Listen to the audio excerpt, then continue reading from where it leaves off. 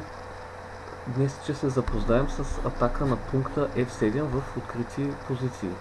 И така да започнем играта.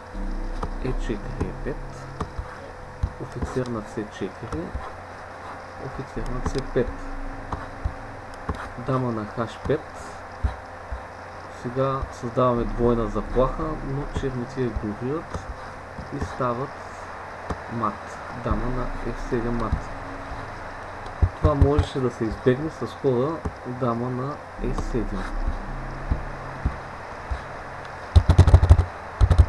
Сега друга атака на пункта F7. Сега ще се запознаем с защита на Филидор.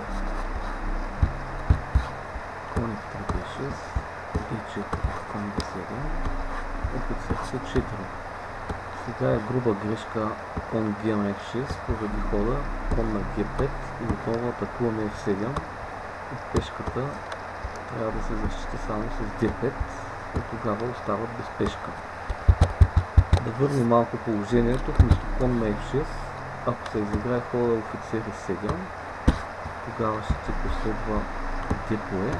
D по E и отново ще направим атака в пункта F7, която не може да се спаси, например кон H6, ще вземем офицер по H6 и ще останем с фигура повече.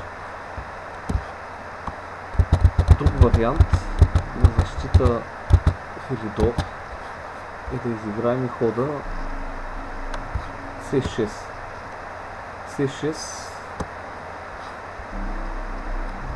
е възможен ход, но тогава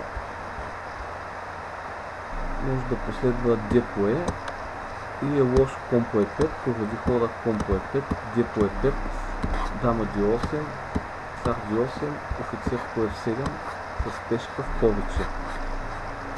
Благодаря за вниманието.